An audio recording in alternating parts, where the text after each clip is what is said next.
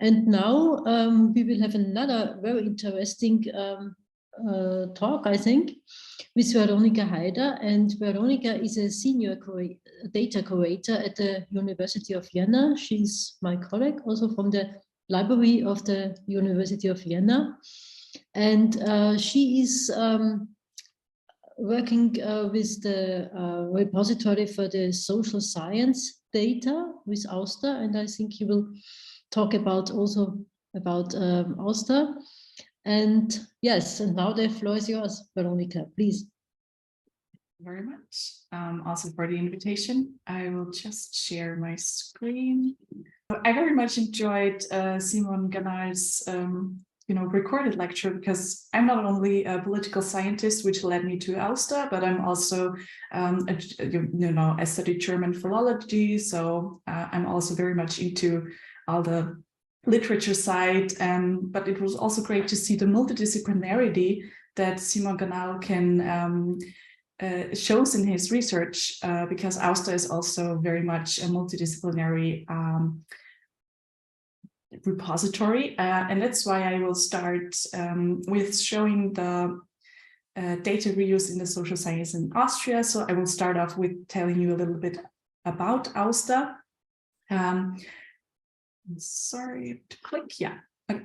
So our mission at AUSSDA is to make social science data accessible and reusable. And how do we do that? AUSSDA is located at different universities in Vienna, different universities in Austria. So we're based in Vienna, Graz, Linz, and Innsbruck. But we're one team, having meetings together, sharing experiences, and supporting researchers in not only those four institutions, but also every social scientist who wants to deposit data or needs something can come to AUSSDA. We also have a steering committee and an advisory board where users can give us advice on how to improve our services. Our background, so in comparison to PHAIDRA, we do not cater to a whole institution like PHAIDRA at the University of Vienna or at another university in Austria or in Italy, but AUSSDA caters to, it's a domain-specific repository. So we have a lot of disciplines inside of the social sciences, and whoever is part of that can use our services.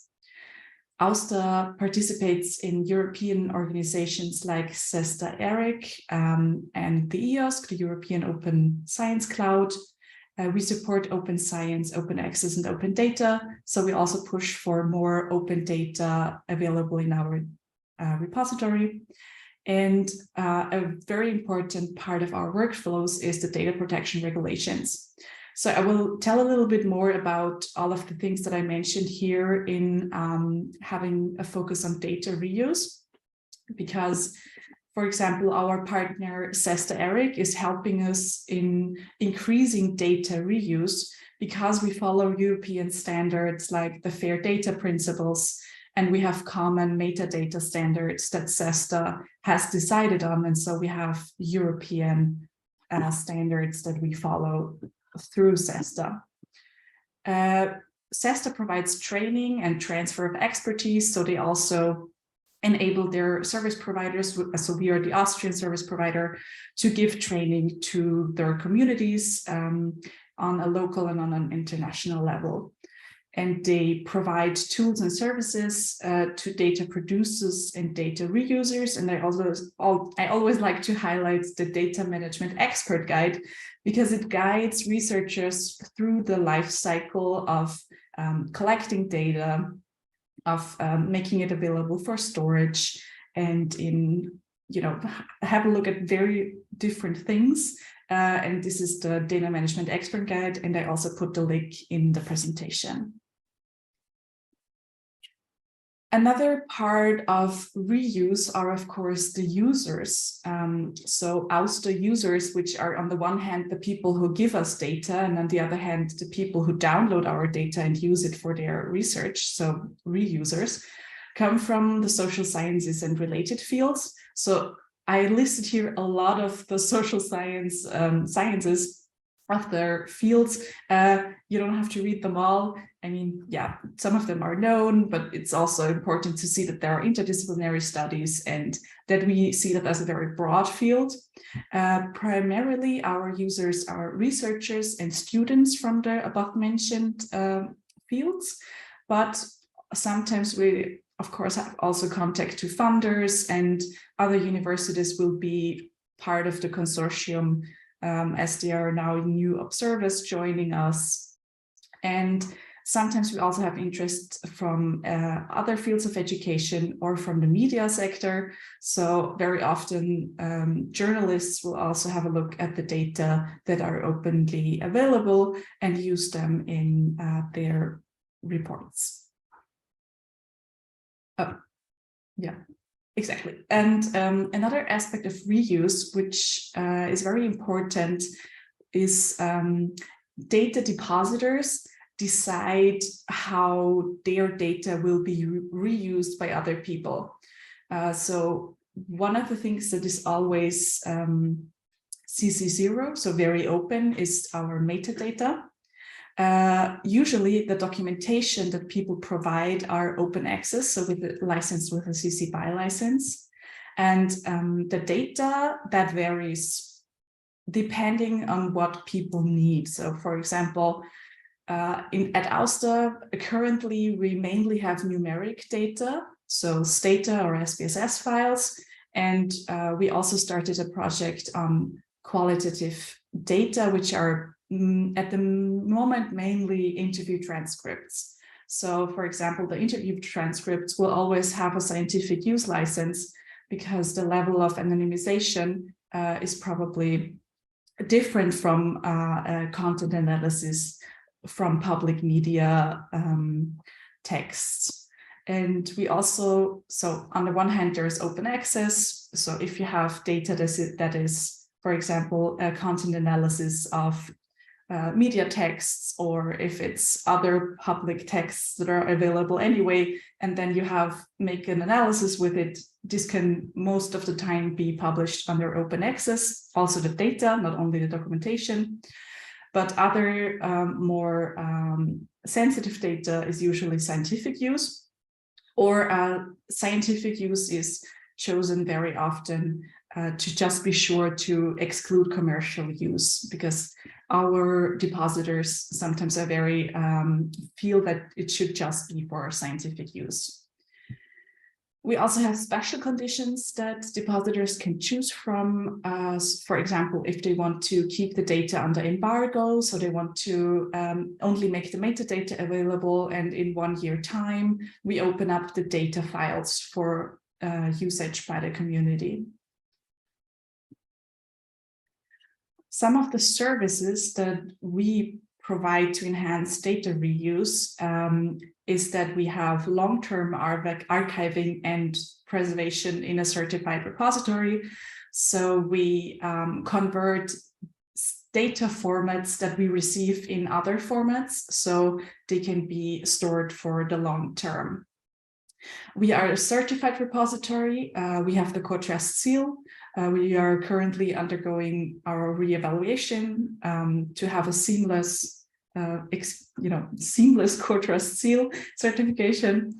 And yeah, that is the co-trust seal. If you have any questions, we can talk about that later.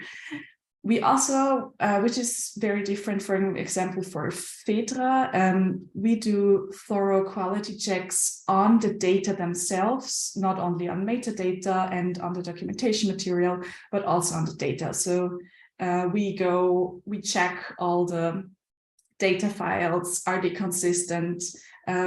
Is it understandable for reusers?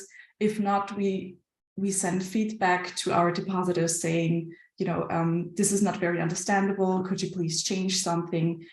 We need to adapt here or there.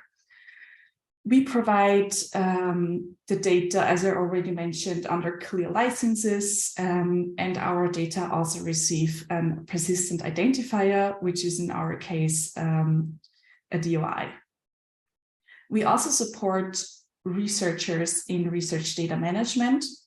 is, across the life cycle. Sometimes we get calls, what is a DOI, and I have to do this in my data management plan, and I'm not sure, and what are the costs, etc. So whenever somebody reaches out to us, we try to support them as best as possible. And our data are also findable in search engines and catalogs. And we also do some marketing around our data sets. So we are publishing interviews with our depositors. We highlight them on Twitter, and we try to get a little buzz around the fabulous data sets that we provide to the community. I also wanted to give a brief insight into our Dataverse, so our repository software, which you can reach at data.aussda.at. So our Dataverse is based on the open source software from the Harvard University. So it was developed at Harvard. It's still developed at Harvard. And that's why sometimes the European partners from CESSDA and in the EOSC try to push for things that are more important in our context. For example, the multilingual software. This is still work in progress. So multilinguality would be very nice to have both the German and English interface, but at the moment our interface is only English. And also, we're working on compatibility of the Dataverse with CESSDA standards. At the moment, our metadata is harvested by, for example, Google Data Search and the EOSC and the CESSDA data catalog. And at the moment, in our digital archive, we enter everything. All information that you can find in the Dataverse is entered by our staff. So this is also a sign of high quality. That we, all the metadata go through on our hands and then are put in by ourselves, except for our self-deposit Dataverse, which is hosted by the self-depositors. To show a brief preview, it's very easy to create a new account, sign up or log in. Logging in is also possible with an institution's login. All fields are searchable, so you can not only click through specific metadata fields, but you can also look, so everything is indexed, also the abstracts. All downloads are visible at a glance, and the order at the moment is that new datasets are at the top. And accessing data, so making the reuse, is very easy. I also saw that there later will be a talk by Marcel Laflamme and Daniel Schwichtinger. So of course I took their data set as an example, where you can find how to cite a data set, including the persistent identifier DOI very prominently at the top of a page. You can find a lot of information, not only on files, but also on metadata, on what terms to use, and if the data have undergone some versions or changes. And you can also see here on this page that the documentation, so the codebook that the data depositors provided us with, are open access, so they can easily be downloaded and very fast. So if you want to have a look at what is inside the data, you can do it very quickly. And you can also see that the scientific use file, so the data file in itself, this were interview transcripts, are available under a scientific use license. I also wanted, as a kickoff for a discussion, mention some of the challenges that we still see. So I want to start with the funders.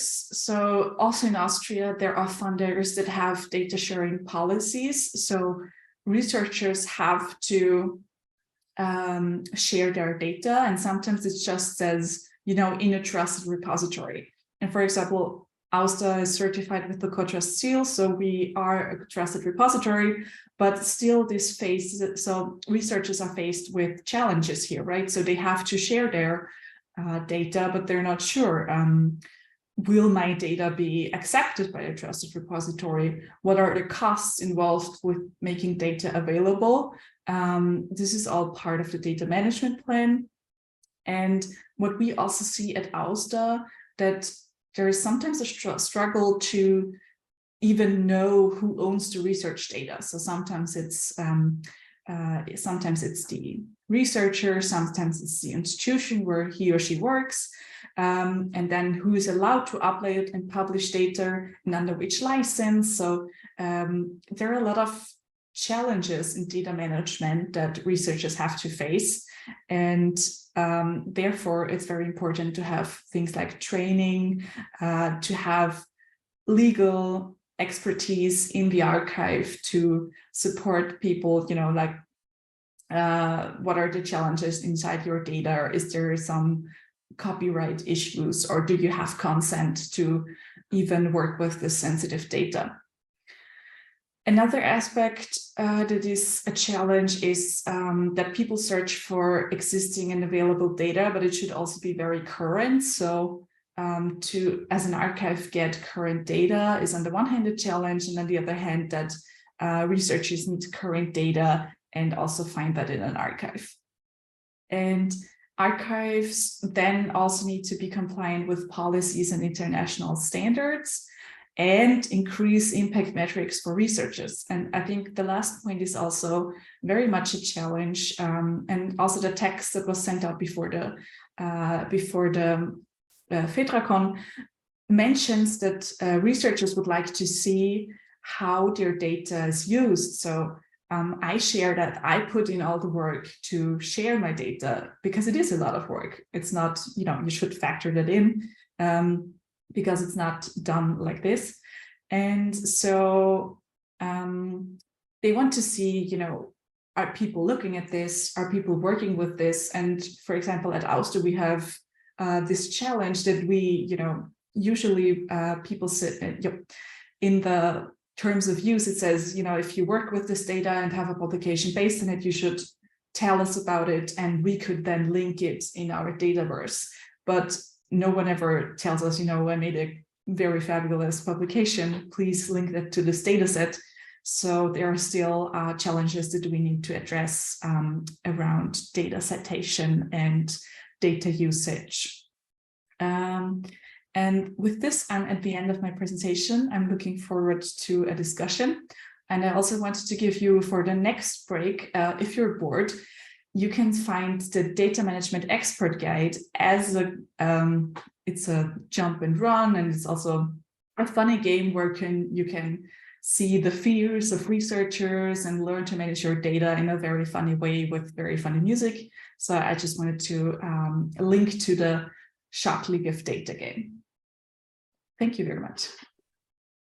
Thank you very much, Veronika. It was nice to hear about AUSSDA. You gave a very clear and interesting insight in this repository, and we are working close together. So thank you also for the challenges, because I know them. We have the same challenges. Very, very nice. Thank you very much. So I'm waiting for questions now. Please feel free to ask Veronika about her work and her. Or everybody's already playing League of Data. Yeah, it was a risk to put in the link. Yes, yes.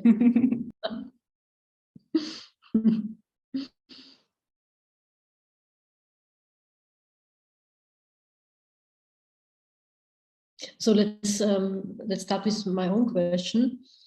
I'm interested, do you know how many of your data is really reused from other researchers? So some of the data sets that we have downloads numbers like 3,000, you know, one data set that is downloaded like 3,000 times. So I guess it's not, I mean, it is used in teaching. This is also very important that our data is used in methodology courses at the University of Vienna, for example. So we guess that there are a lot of, that our data goes into a lot of publications. And as I think it's a proxy that we looked at Google Scholar. So we search for our datasets mentioned in Google Scholar publications. So we did get like 70 hits, I think, that it is used, but it's of course, yeah, we would have to put a lot more effort into making this visible also in our Dataverse, which is probably maybe a project we will do in the future, but we haven't started yet because it's a lot of work to connect these two things. Yes, of course. It's a very hard work to do so, yeah. So we don't have this this insight in our PHAIDRA, I think, not yet, but it's too complicated, I think. It's another political side of this kind of data, I think. Yes, I'm looking in the chat if there are some questions. Can see any. I had another question, but I think I lost it by by watching your slides. Yes, about the trusted repository. What do you think? What will be the future of the trusted repositories? Because we have some problems with this core trust seal, you know. Yeah. Because we don't have a look at the data. It's not possible for us because we have so many data from all the universities, so it's not possible to do so like you do. What do you think about the future? I'm also a core trust seal reviewer myself, so I'm not only working in a CTS certified repository, but I'm also reviewing, so giving the certifications for others. And I think the trend will be that, so they're currently undergoing many changes to make it two separate seals, right? To make one for repositories that do changes like we do. So we go really inside of the data, and then there will be another certification for repositories like PHAIDRA, which are very important and of course trustworthy, and they have the security and the technical storage, etc., but they don't have the other aspects that are, I don't know, maybe not quality, but it's just, the checks or the curation side, because currently a lot of the core trust seal requirements are about curation, right? It's like six of them. So I think they're working hard on making it two different things. So one is curated content and the other one is not curated. That's good to hear, thank you. Because I think also Zenodo doesn't have exactly. Yes. Yeah. Because it's not curated. Yeah. And that's a big problem. Yeah. But it's good to hear. Fine. Give another chance. So I'm looking for some questions now. Maybe in the break, some questions for you, Veronika, but I hope you will stay. And if you're not possible to stay, we will give you the questions after this day. So I think we stay in contact, of course. Thank you. So thank you very much for your presentation. And now Claire, are you asking? Or sorry, I still, maybe I would add another question here. Yes, of course. Please. So I recently have been supporting a consortium regarding several universities, also together with a group from the social sciences department. And they asked me about AUSSDA and to do own entry into the repository would take a much amount of time. So at least a month, or could you quantify that somehow? It depends on, so it's several steps to put in data. So the first step would be that we make a contract with the persons, and depending on the response from them, this could take as little as 1 day. You know, we had a contract set up in 1 day. So if the researcher owned their data, then they can sign them themselves.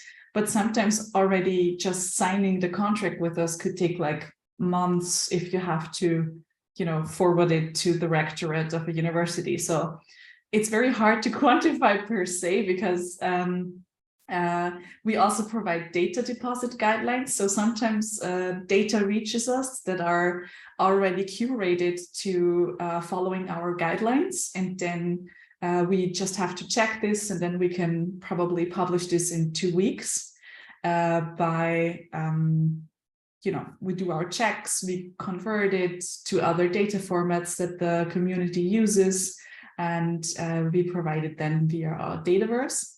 So, but you know, if the data itself has either quality issues or technical issues, then we have to send it back and give feedback. And then it also depends on, you know, the workload of the researcher. Sometimes we hear from the researcher in 2 days. Sometimes we wait 2 months.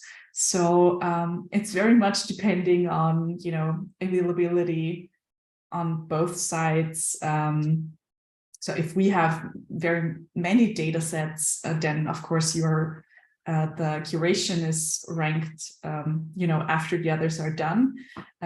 So I can't really quantify it, but our kind of goal would be from contract, so from first contact to publish, like 6 weeks. If everyone is very into it, it could be shorter or it could be way longer. Yeah. Thank you. Thank you also, Veronika.